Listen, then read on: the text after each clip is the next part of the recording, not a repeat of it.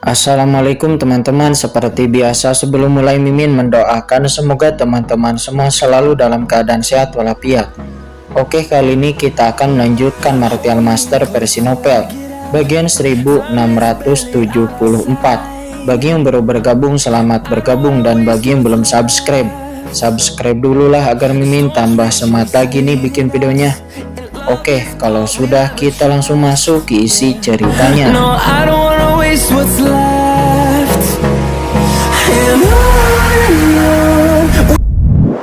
Orang yang dituju oleh Qin-Chen seperti Kaisar Mayat Hidup dan klan kegelapan sebelumnya. Tetapi itu hanyalah orang-orang sampah yang dia temukan. Dan sekarang, lelur 10.000 tulang juga ternyata ada di bawah komando dari bawahan Qin-Chen. Mengapa Qin-Chen memiliki begitu banyak pendukung seperti kekuatan besar di lautan spiritualis sebelumnya dan Kaisar Nether di depannya? Mengapa ini? Mengapa Qin-Chen ini keberuntungannya sangat bagus? Lelur iblis abis meraung histeris di dalam hatinya dan seluruh dirinya menjadi gila. Mengapa Tuhan begitu tidak adil kepadanya? Dalam hal apa pun dia akan lebih buruk daripada Qin-Chen itu. Sementara saat ini di atas langit, Kaisar Yao Ming menatap lelur 10.000 tulang dengan emosi yang tak terbatas di dalam hatinya. 10.000 tulang, aku benar-benar tidak menyangka Kaisar ini bisa melihatmu di sini. Namun, bahkan jika kamu jatuh, kamu seharusnya berada di dunia bawah. Mengapa kamu bisa muncul di alam semesta awal ini dan melawan Qin-Chen? Kata Kaisar Yao Ming, dia mengerutkan kening. Lelur 10.000 tulang atau disebut juga Wangu Mingju menyeka air mata dari pipinya. Dia berkata, Sang Kaisar Agung, alasan mengapa bawahan ini datang ke alam semesta awal adalah karena leluhur iblis abis yang merupakan agen yang dilatih oleh bawahan ini. Dia belum melampaui lautan kosmik. Untuk dibangkitkan, bawahan ini mengikutinya ke alam semesta awal ini untuk dapat melahap asal-usul alam semesta awal ini dan mengubah alam semesta awal ini menjadi dunia bawah milik bawahan. Dengan cara ini, bawahan dapat menggunakan tempat ini sebagai tumpuan di masa depan, mengambil energi lautan semesta untuk mendukung bawahan untuk membentuk kembali tubuh fisik bawahan di dunia bawah. Kata Wangu Mingju atau 10.000 tulang, dia berbicara tentang ini dan dia buru-buru mengangkat kepalanya. Tuanku Kaisar, apakah pemuda ini adalah agen Anda? Jika demikian, bawahan akan benar-benar buta terhadap ini dan bawahan telah menyinggung Tuanku Kaisar. Jadi tolong hukum bawahan. Kata 10.000 tulang atau Wangu Mingju, dia buru-buru berlutut. Agenku.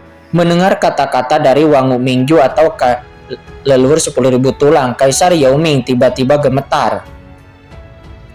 Namun begitu dia hendak berbicara, dirinya melihat Qin-Chen melangkah keluar dan mendatangi mereka berdua merutkan kening. Kaisar Yao Ming, apakah orang ini benar-benar adalah bawahanmu? Mendengar pertanyaan itu, Kaisar Yao Ming buru-buru menjawab, ya benar, orang ini adalah bawahanku, salah satu dari 7 jenderal dunia bawah di bawah komandoku. Ketika aku meninggalkan dunia bawah, dia belum jatuh. Tanpa diduga, hanya ada satu sisa jiwa yang tersisa darinya sekarang. Jika orang ini memiliki prestasi sebelumnya, di mana dosanya terhadapmu, aku tidak tahu apakah kamu bisa memberikan Kaisar ini wajah dan mengampuni nyawanya.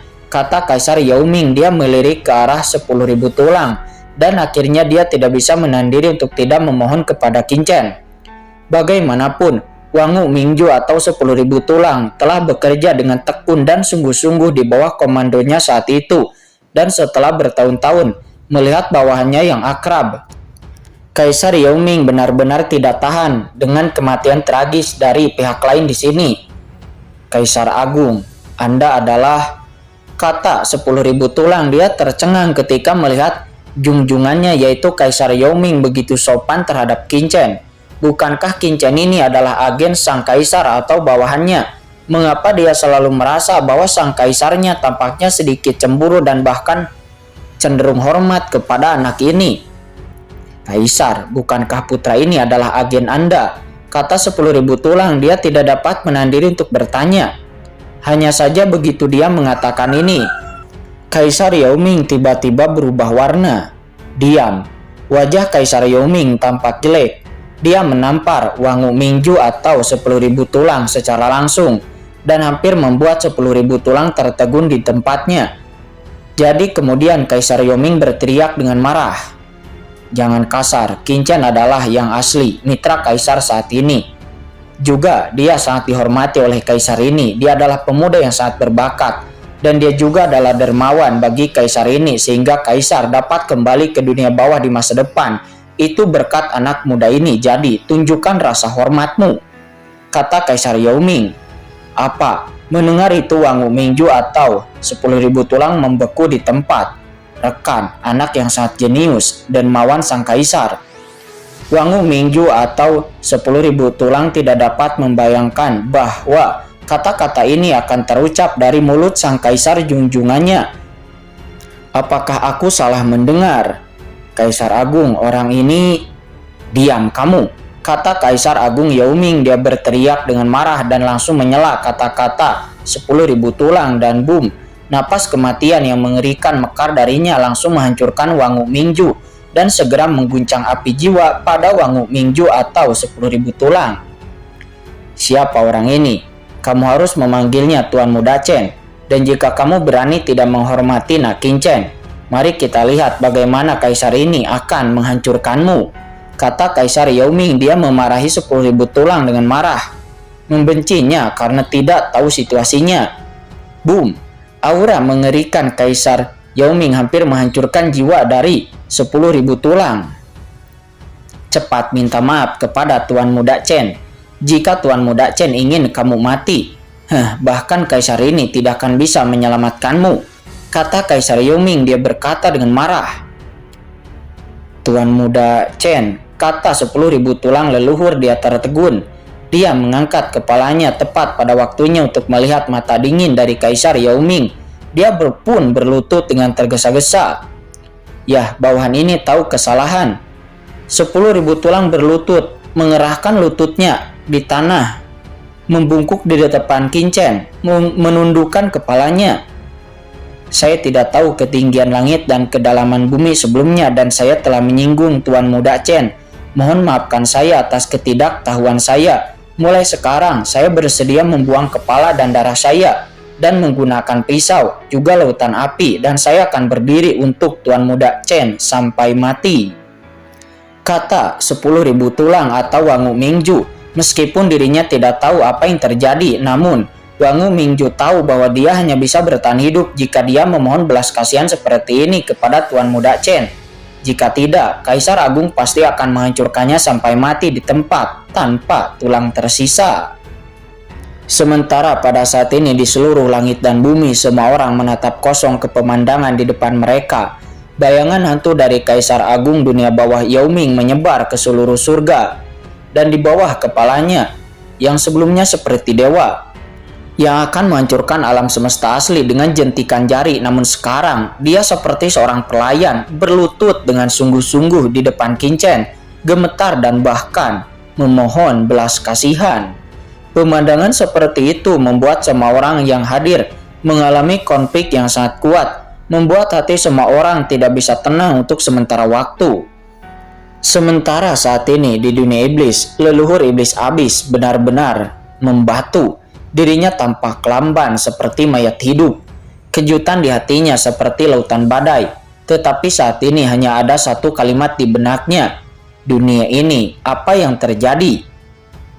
Mengapa ini? Pada saat ini mentalitas leluhur iblis abis benar-benar runtuh.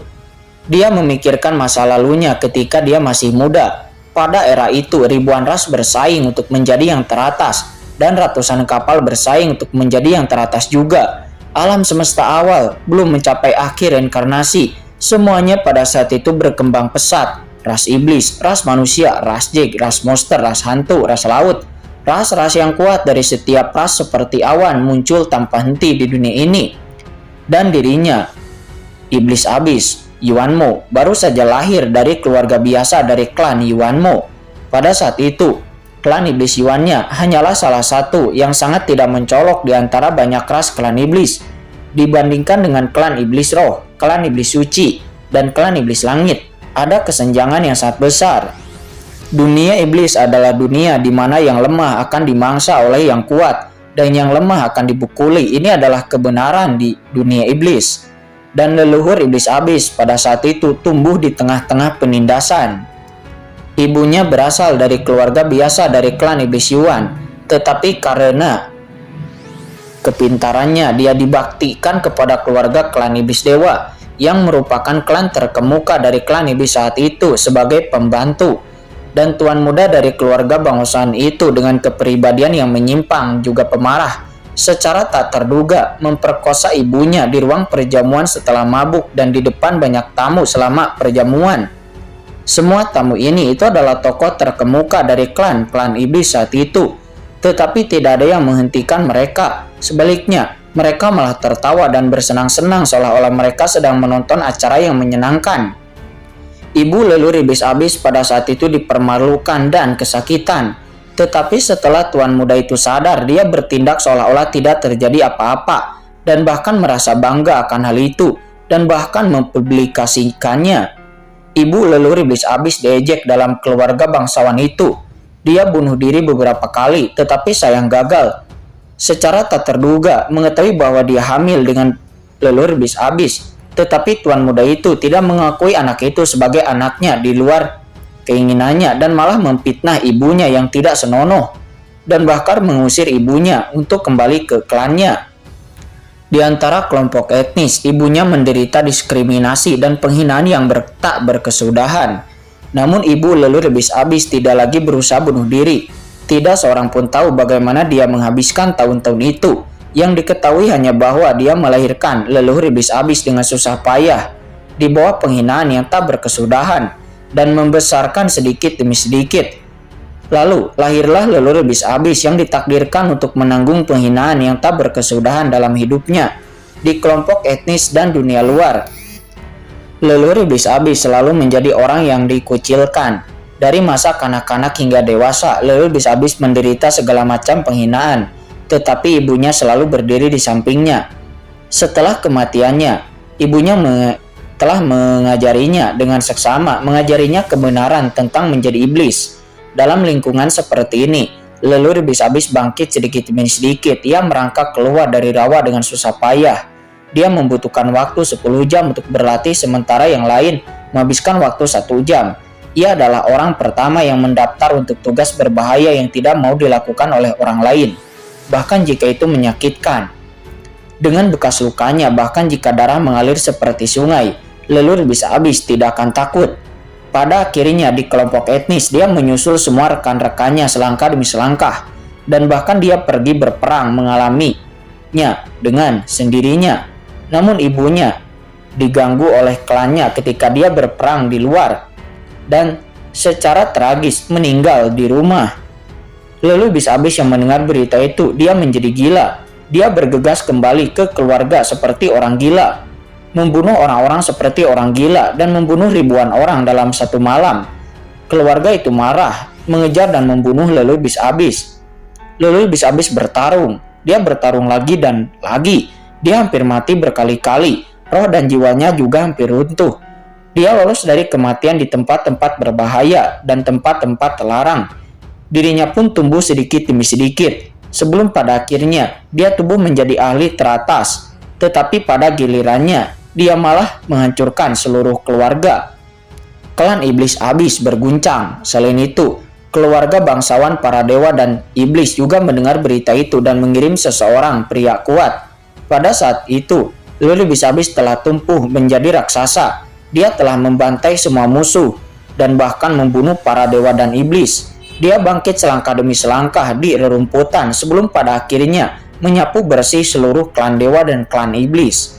Generasi klan yang kuat menghilang sepenuhnya seperti itu dan menjadi sejarah dunia iblis. Dan leluhur iblis abis melangkah ke puncak klan selangkah demi selangkah sebelum akhirnya menjadi yang terkuat dari seluruh klan iblis. Sehingga pada saat itu tidak ada lagi orang yang bersuara yang berani menentangnya di seluruh dunia iblis. Pada saat yang sama, leluhur iblis abis tidak puas hanya dengan mengendalikan dunia iblis. Dia tahu bahwa alam semesta asli pasti akan sampai pada akhir zaman jika tidak melewati siklus reinkarnasi. Oleh karena itu dia berusaha menyatukan seluruh alam semesta awal yang memicu konflik semua ras di alam semesta awal dan terjadilah perang besar.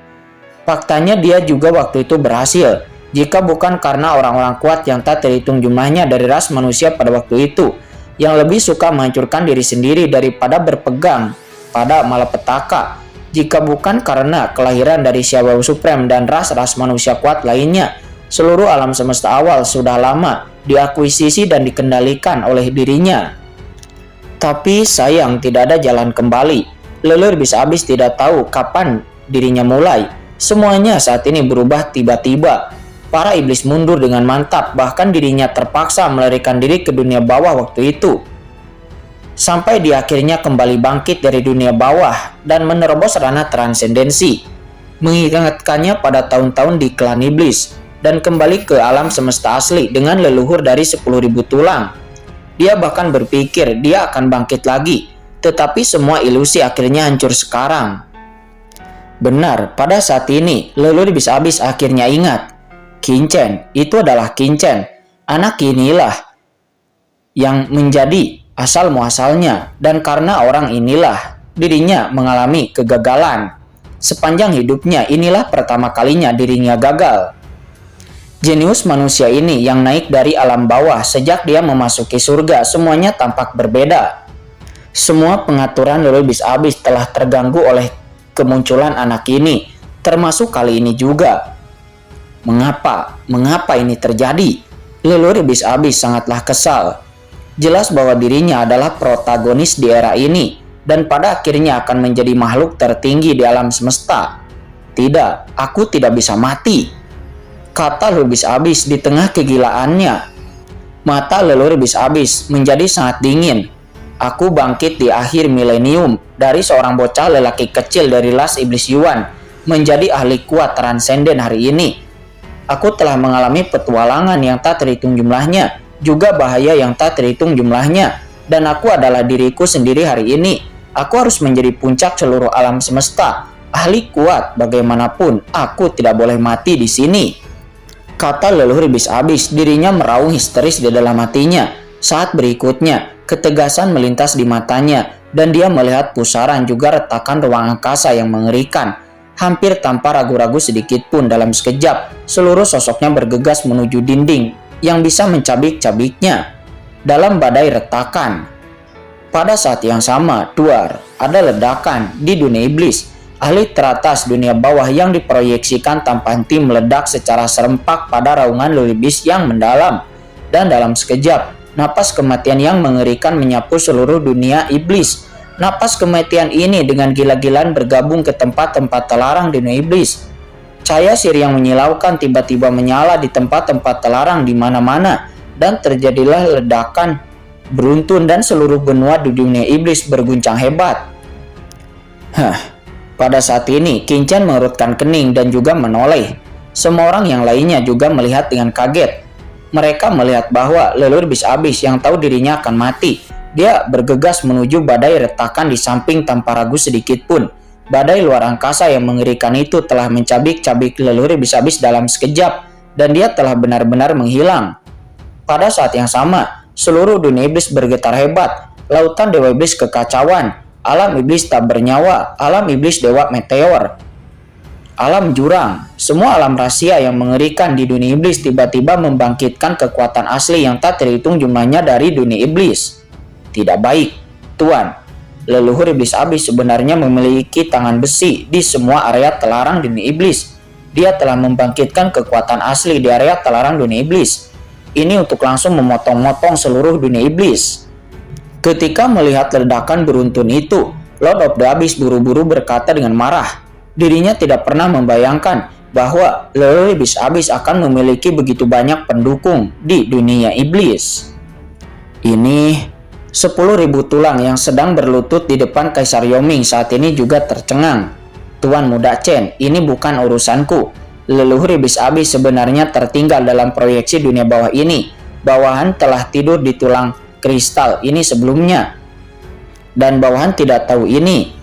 kata 10.000 tulang, dia juga buru-buru berkata dengan panik karena takut Qinchen akan membuatnya marah. Leluhur naga Honghuang juga berkata dengan cemas, "Qinchen, kita tidak bisa membiarkan leluhur bis-abis itu melarikan diri," kata leluhur naga. "Bagaimana mungkin leluhur bis-abis dibiarkan melarikan diri seperti ini setelah dia menjadi bencana bagi alam semesta asli selama bertahun-tahun?" Boom! Sementara di kejauhan, Xiao Supreme dan yang lainnya juga berubah warna dan mereka melangkah maju satu demi satu. Leluhur bis-abis telah melakukan terlalu banyak kerusakan kepada alam semesta asli. Terakhir kali dia dibiarkan melarikan diri dari dunia iblis, dan sekarang dia hampir menghancurkan alam semesta asli lagi. Dan jika sekarang dia dibiarkan melarikan diri lagi, maka tidak akan ada yang tahu konsekuensi macam apa yang akan ditimbulkannya di masa depan. Oleh karena itu, ini tidak boleh dibiarkan terjadi lagi.